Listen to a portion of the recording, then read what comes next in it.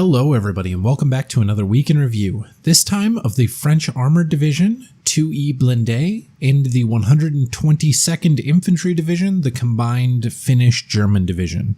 These were suggested by Leo Reinhardt about a month ago, still a bit backlogged over here, but we will jump right into it. Now, full disclosure, I've played France before. And this is mainly because it's been in the game since its onset, but also because it's one of the most unique divisions available in the game currently. This is mainly due to the speed at which everything in this entire division is capable of deploying, but also due to the smoke bombers, which are just a fantastic and unique unit found only in this division. Because of this previous playtime though, I know that the best way to play the French division is either in a Vanguard or a Maverick deployment type.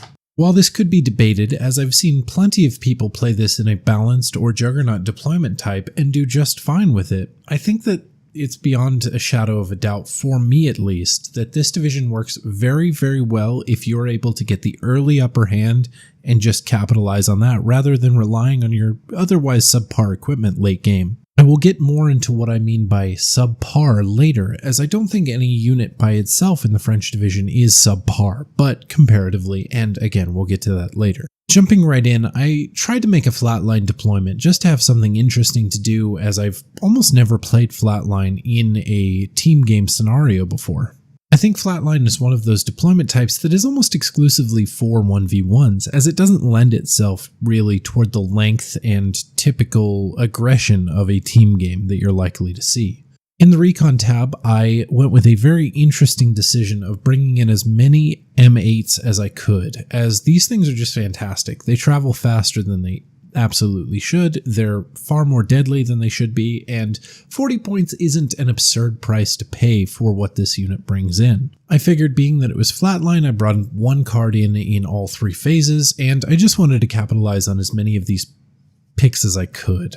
In the Infantry tab, I actually didn't struggle as much as I thought I was going to bring in an adequate amount of infantry, as this deck, while it does get expensive in a hurry to bring in certain cards in certain tabs, is very forgiving toward that sort of thing in having multiples per card. I bring in a Phase A card of the Voltigeurs in just the regular armored half-track without the machine gun on the top, just so I can have something I can spam out there, worst case scenario. I do the same in Phase B.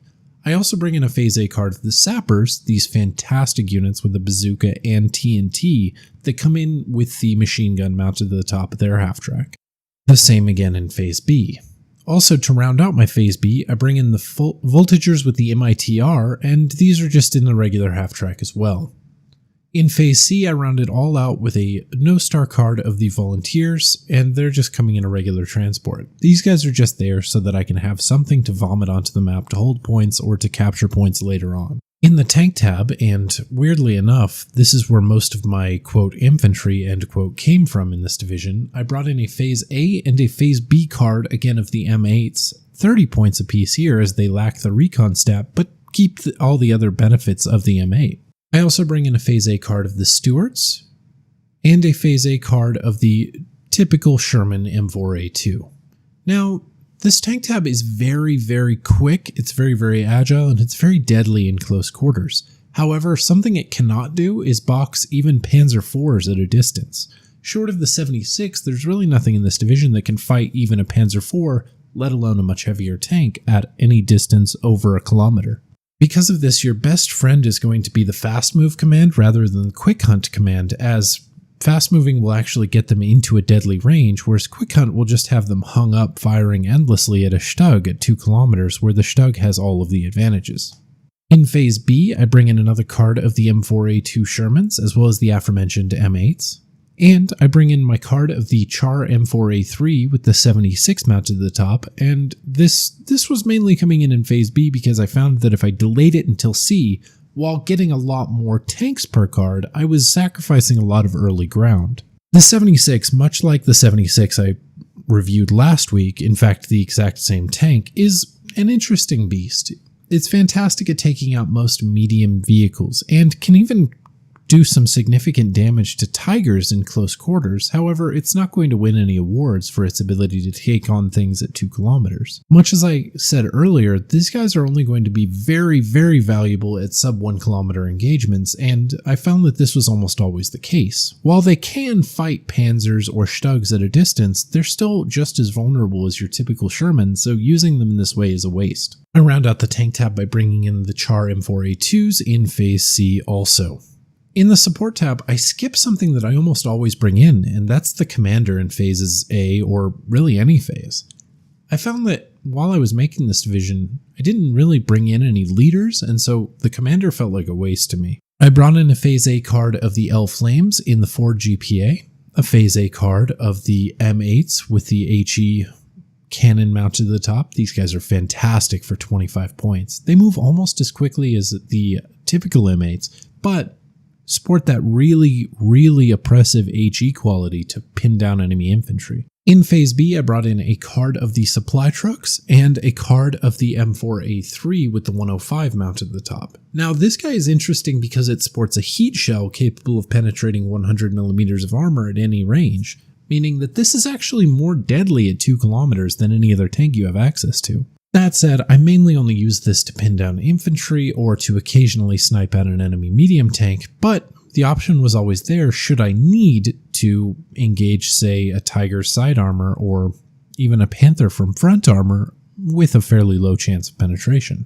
In the anti-tank tab, I brought in a Phase A card of the bazooka teams coming in the Jeep transport as I'd run out of the 4 GPAs bringing all the L Flames in on them. I brought in a Phase A card of the M10 tank destroyer, and this was mainly just to round out my early game ability to kill enemy heavy tanks should I run into them. For stationary guns in this tab, I brought in a Phase A and a Phase B card of the 57mm cannons, and as always, the M1 gun is fantastic, and I have absolutely no notes. These things are worth every penny that I pay for them, nearly invisible, and fight much outside of their weight class. In the AA tab, probably my most underutilized part of this division, I brought in a Phase A, a Phase B, and a Phase C card of 1-star GMC Bofors. These are just motorized Bofors, and they come in at a forced 1-star veterancy, meaning that they're more likely to shoot and kill planes, however, not by much. I found that, more or less, these guys were kind of just there as a deterrent, as they didn't really shoot enemy planes down unless I got them in such numbers that they were going to really hit that critical mass anyway.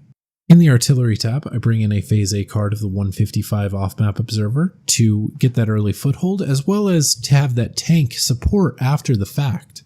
Now, 2E Blindee also gets access to an off-map artillery observer plane, but I find that these are very, very squishy, prone to early death due to enemy buying ASF, or really just don't deliver the off-map to exactly where you need them to go, so I ended up going with the Sherman off-map observer instead. Not only all of the things I listed above, but this will double as a unit after it's done dispensing all of its off-map. It will double as a radio after it's done with that, making my M21s more effective, and it has the armor to withstand enemy mortar fire, making it just invaluable comparatively to those planes.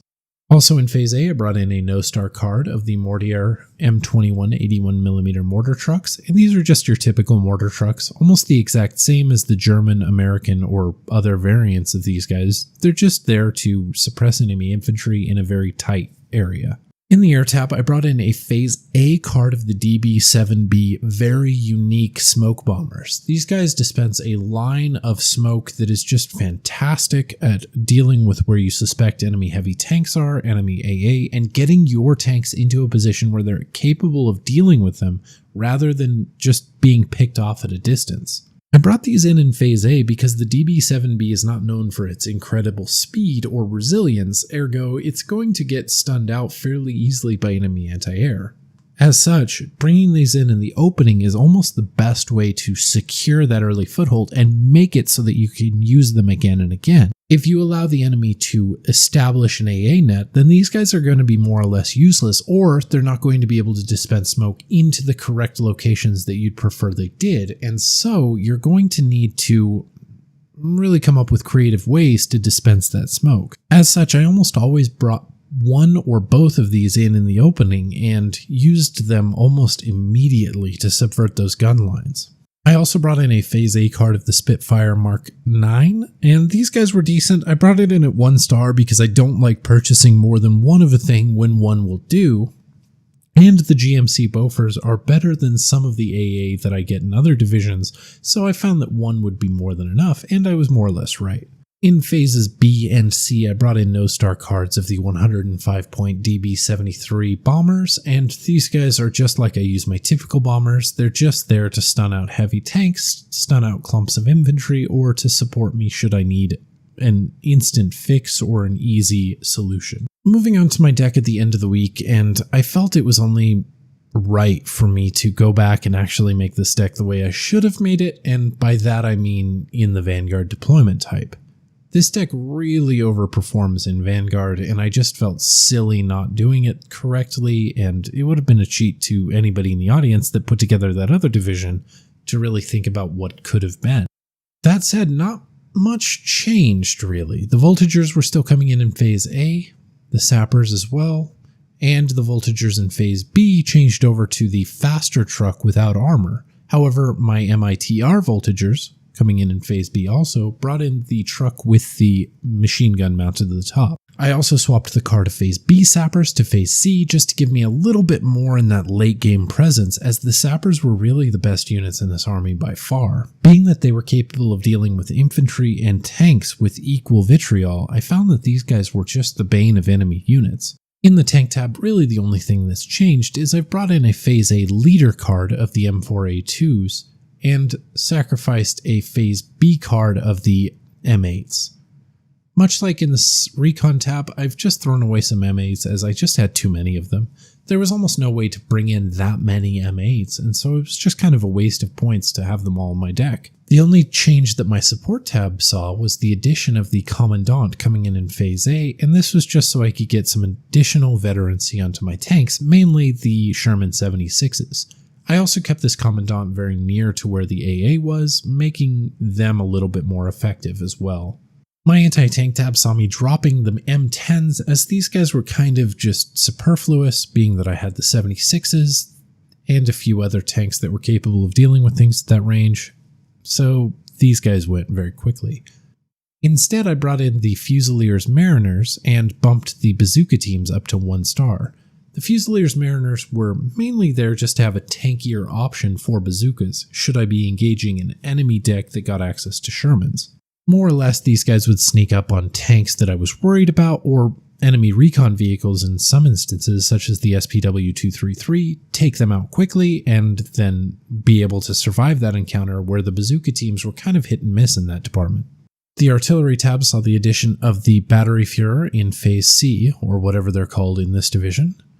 These were just there to kind of give my late game infantry and late game tanks some more command, and they also brought in the half-track with the machine gun mounted to the top, giving me an additional unit for only 5 points. The air tab was completely unscathed throughout this entire thing, as it kind of really worked to my advantage, save for one thing. I did drop the Spitfire Mark 9 as I found I wasn't really using it as an air superiority fighter, instead using it to kind of harry ground forces, as the enemy was almost incapable of buying bombers with the amount of force this was able to put on them. This division works so well in a Vanguard deployment that it's actually silly. Everything in this division moves very, very quickly, and because of that, you're able to reinforce your fronts, no matter where they are, almost immediately. On top of that, everything in this division works very, very well when you cram it down the enemy's throat. What I mean by this is everything fast-moving at an enemy, and they're almost completely unlikely to stop this. On top of this, all of your best units, such as the Sappers, the Fusilier Mariners, or the M8s for that matter, are capable of dealing with multiple types of enemies. Being that you have so many tanks, enemy AT weapons are almost pointless unless they're at a critical mass almost equal to your Shermans. What I mean by this is a single Pak-40 peeking out is capable of killing 1, maybe 2 of your tanks, but in the time that it does that, it's almost likely killed or stunned by your gratuitous horde of tanks. On top of this, if you're playing this intelligently, you're using the DB-7B smoke bomber just to really smoke off those areas where you would put an anti-tank weapon in any given situation, and thus rendering them pointless. I also found that the best way to deal with tigers or panthers or anything heavier than a Stug was just to smoke it off and then just fast move exactly at it. These guys would typically just panic, and they had to make a choice of either falling back out of the smoke, likely making their front line fall back with it, or to push through the smoke to a location where you're baiting the fight to. Anytime that a tiger has to fast move through smoke in order to engage your units, it's exposing itself on multiple angles and likely getting much, much closer to your units at the same time that they're getting closer to it, making it all the more vulnerable, sacrificing that 2-kilometer lead it had. On top of this, everything in your army is absurdly fast off-road, meaning that you're capable of just blazing through light forests or through open ground just much, much faster than the enemy is likely able to answer that. I found that in contradiction to 3rd US Armored, this deck was much more capable of utilizing the bazooka teams, the Fusiliers Mariners, and the Sappers, and this is mainly because they're capable of just slithering around behind enemy lines, while your much, much cheaper tanks comparatively to 3rd US Armored are capable of pinning down the enemy from afar. While their tanks are almost the same cost, being that they're almost the same tanks, you don't have any jumbos or anything like that to worry about, and so all of your tactics become hit and run instead of any sort of open engagement. All in all, I think that this is one of the most unique divisions in the game in that it doesn't adhere to any of the norms that you see applied to the gameplay. This is all about rushing down your enemies, charging right at them, and just shoving Shermans down their throat faster than they can chew them up and swallow them. That said, it does lend itself toward being a mite bit reckless, and so it might turn off a lot of people who are more prone toward defensive tactics. I think that you're doing France a huge disservice if you play this deck defensively, being that you're just kind of sacrificing one of their biggest advantages, and that is the speed of all their units. While the 57mm cannon is an excellent AT weapon, it's not really going to win any awards when it comes to dealing with heavy tanks at front armor, especially not at range. On top of this, as I've mentioned several times now, none of your tanks are really capable of boxing with enemy tanks, especially not the heavier German vehicles that you're likely to come up against. I think this deck overperforms in the light forested situations or the sparsely town populated situations, such as what you'd see on one of the flanks on Ostrano and the sort of forested area on 4v4 Lenina. I don't know that there's really a detriment to playing this in any player type. This does perfectly well in 2v2s, 3v3s, and 4v4s with almost no difference between how you would play in any given situation, save for where you would go on the map. I'm not sure how this performs in 1v1s, but it seems like it would be super good, being that it already predisposes itself toward being a Vanguard deployment, something that's very powerful in 1v1 scenarios. On top of that, the Sherman is always a good time, regardless of how many players are on either team, and so this deck is really, really well balanced toward the sort of really, really fast, really early engagement. For me, even when I was playing it as a flatline deployment type, this deck really struggled in the mid and late game if you didn't get that early foothold.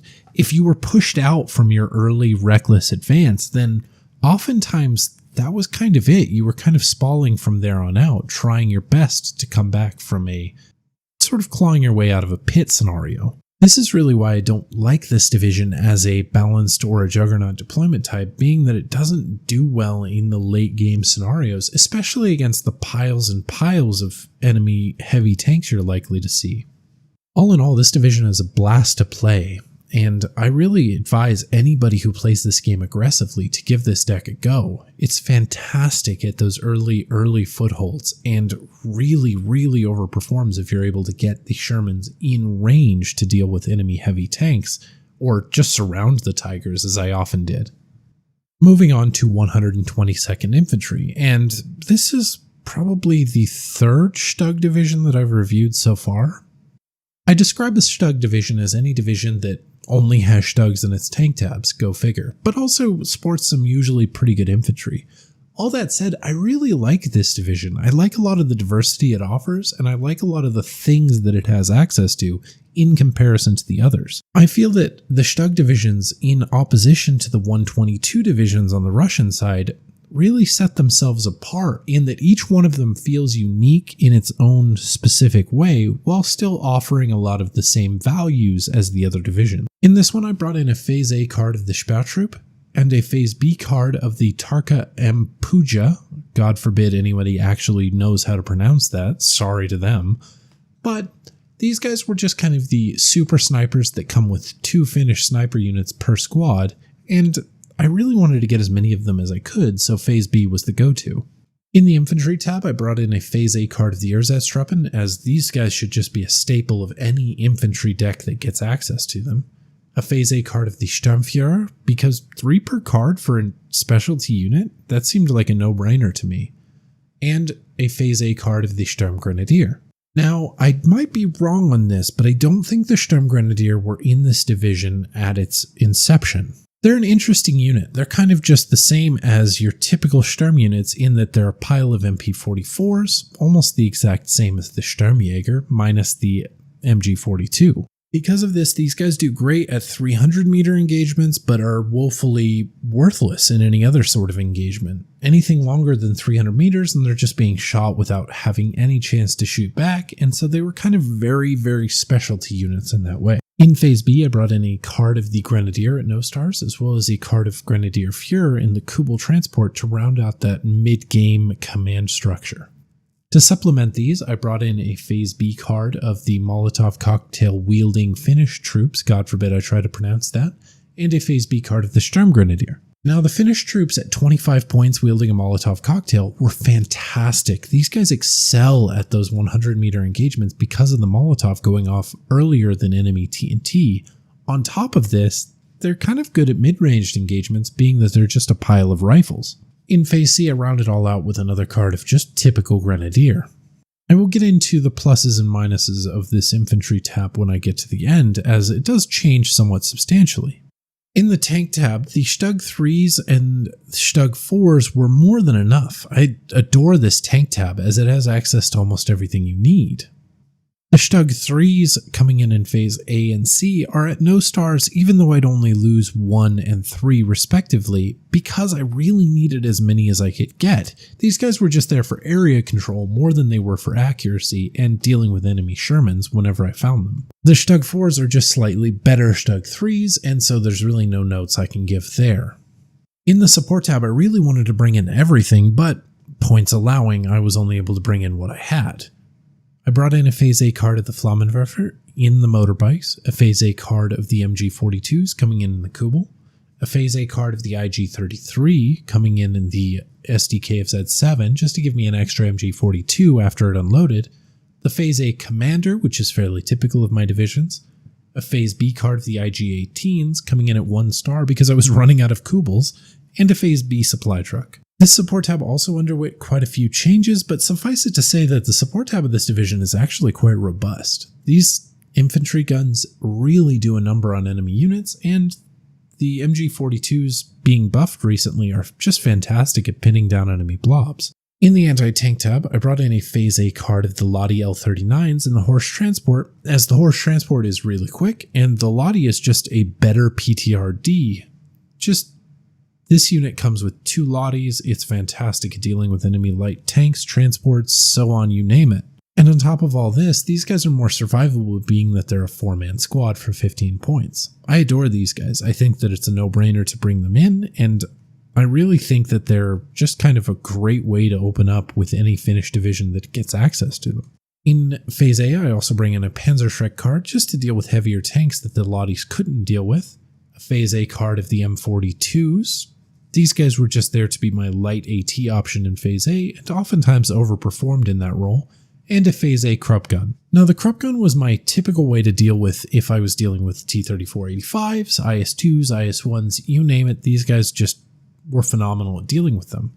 But on top of this, being that they sport more members than a typical Pak-43 tended to be a bit more survivable if you're capable of doing that babysitting micro that they require.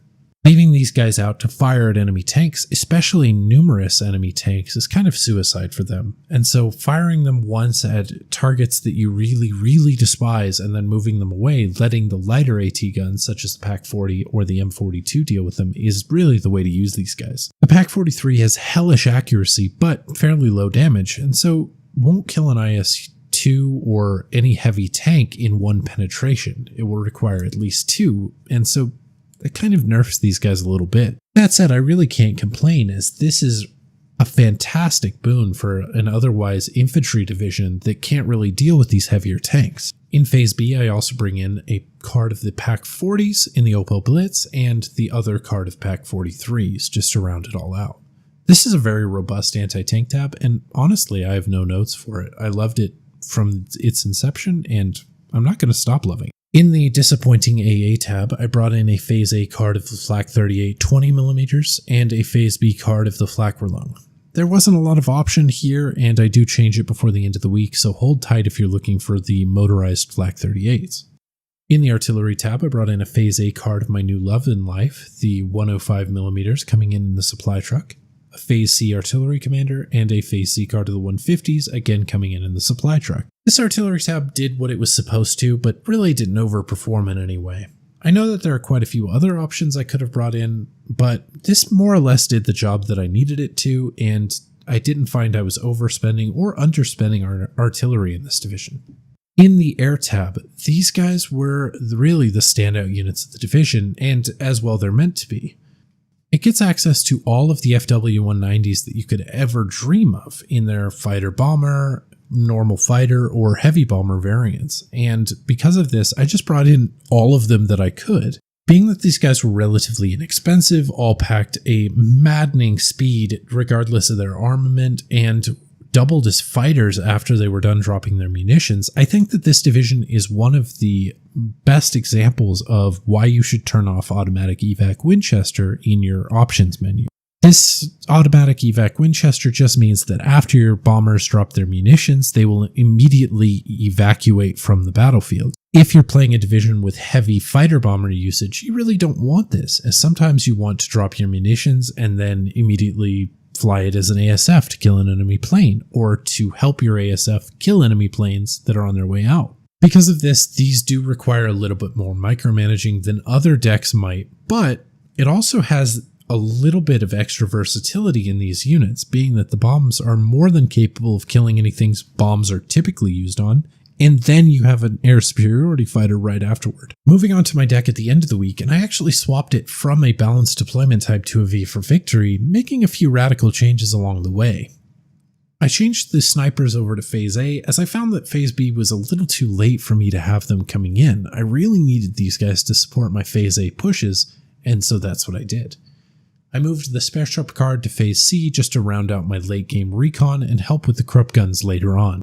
In the Infantry tab, a lot of things did change. Most notably, I dropped the Sturmgrenadier as they were very, very specialized, and I found that for their price point, they didn't really perform at the level I needed them to be bringing them in, if that makes any sense. I brought in a Phase A card of Latera Junta and the Pioneery instead. Being that these guys only come in at 6 per card, it does drop the availability quite a bit. However, these guys sport quite a bit more usability in the early game, and don't really sacrifice any of the versatility that I was talking about earlier. Unlike the Sturmgrenadier, these guys have weapons that can extend past 300 meters, and so I find that they're more or less more useful in a typical situation. While the Sturmgrenadiers really excelled at those sub-300 meter engagements, they were kind of worthless unless I could bait those sub-300 meter engagements, and that was a bit much on the babysitting side of things to really take a city or a forest. Instead, I brought in the Latera Junta and the Pioneery, and these guys all sport the TNT, making them lethal at 100 meters, but still have those rifles for the post-300 meter engagements. Other than that, the Infantry tab saw no changes. The tank tab likewise saw no changes, and we don't see any more changes until we get to Phase B of the support tab, where I've dropped the IG-18s in favor of SMG-42. The IG-18s really didn't do anything to deserve being dropped. The SMG-42 is just that good, and this division really performs well if you're capable of just surrounding an area in these MG-42s and pinning down enemy infantry. I found that I just really enjoyed bringing in the MG-42 much more so than the IG-18s, and this was mainly because seeing endless torrents of fire pour into a city from the hills surrounding it is just hilarious to watch. In the anti-tank tab, I dropped the second card of Krupp guns to Phase C to better supplement my V for Victory deployment type and to get me a little bit more usability late game. I found that in the earlier iteration of this deck, if it went on to late game and an enemy was playing Viborg in sort of the Cancer deployment where they brought in 18 IS-2s, I really needed a lot more than 6 Krupp guns, and so I brought in the additional 2 by swapping it to C. The AA tab also saw a change in that I dropped the Flak 38 stationaries for the Flak 38 on the vehicle, and this really didn't change how worthless they were. However, it did make them a little bit faster to move out of enemy counter battery, so that was something. The air tab only saw one change in that I dropped the Phase B card of FW-190 air superiority fighters to Phase C just to get a few more of them. Again, I was running into availability issues here, so that was the main problem. Now, something to be said about the FW-190 Air Superiority Fighter. It's fast, it's agile, and it packs a decent armament for anything the Axis is typically bringing in. However, it won't box any allied plane in a head-on duel. The Tempest, Typhoon, P-51, or any other American plane for that matter, the Spitfire, IL-2s, really anything, you name it, will just completely obliterate this thing in a head-on duel. So you really have to babysit how you're using these, making sure to bring them in either pairs or in order to get behind the enemy as they're evacuating. Because of this, there's really no way to head off a bombing run that's about to hit you. The Flak-Relungs do an excellent job of deterring them most of the time, but they're very slow and oftentimes just die to counter battery, so bringing them in is kind of dicey. The Stugs in this division are more than enough, being that they kind of serve as a front line for your Krupp guns that are going to take out anything that the Stug can't fight, and they're going to box Shermans perfectly well. So I found the Stugs were a welcome addition to this division, whereas other times they're kind of just also there. The infantry tab of this division is very interesting and lends itself towards the sort of cheaper finish units really overperforming. The Molotov troops in Phase B being kind of a standout example of this. At 25 points, these guys were boxing well outside of their weight class, and oftentimes just sort of hit this critical mass where they blobbed through enemies very, very well. Speaking of a critical mass, the air tab is prone to a lot of snowballs in this. Being that the FW-190 is so quick and agile, it's very unlikely that it goes down to enemy AA, even of a modest quality. So, because of this, you kind of just eventually stock up and have all of your bombers available. As we all know and have seen thousands and thousands of times, each time an enemy brings in more than one plane, it increases the survivability of both planes immeasurably, and so bringing in all of your planes at once does the same thing, but again, 1,000-fold over. Because of this, your best bet at fighting 122nd is to shut down their air force as early as possible. Whether this is through ground-based AA or through liberal use of air superiority fighters, which as I said earlier, will outbox in a straight-on duel any of these fighters, that's just your only way to deal with this.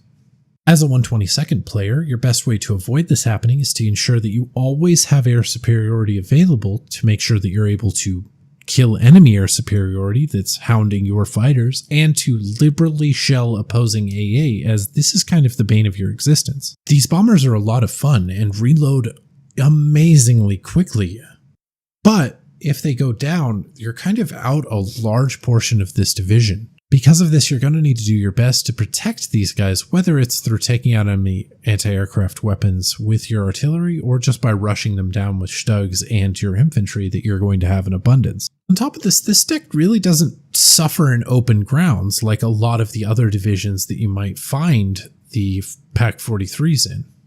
The Stug is more than capable of boxing anything less than a T-34-85, and for anything above a T-34-85, the Pack 43 Krupp gun is just going to wipe it out.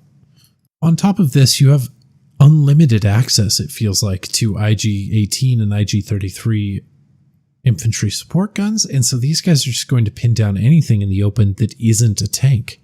All in all, I enjoyed this division much more than I enjoyed 28th Jaeger, and it has a lot of the same charms as that division, if it's missing a few things that Jaeger has access to. All that said, I don't think it really overperforms in any area. The Pak 43 is nice, but there are better divisions that get access to it.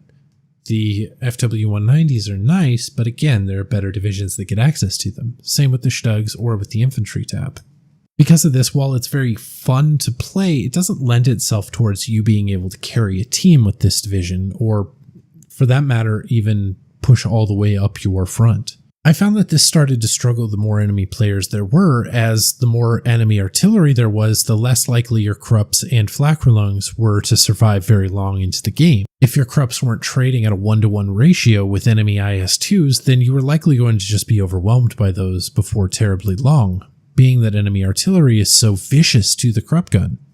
It's slow, it's unwieldy, and because of these things, it's just going to die if it's ever spotted, so moving it immediately after firing is almost always your best option with these guys, and even then you're likely not to survive. Honestly, this one's kind of moderately difficult to play, I would say, just because none of your units really overperform in their given values, save for the Pak 43. You don't have the best planes, you don't have the best AA, you certainly don't have the best tanks or infantry, but you do have decent things in each of these tabs that, if you use them properly and together, will overperform in those roles. Either way, that's going to do it for this week in review of 122nd Infantry and French 2E Blinde. Next week, we have 1st Lovash Hungarian Division and 15th Scots coming up, as we're kind of combining two of them. The person who had asked for Lovash had also asked for 7th Mechanized, which I've done in an earlier video. And so I just grabbed one at random from later on, and we'll kind of sort that problem when we get there.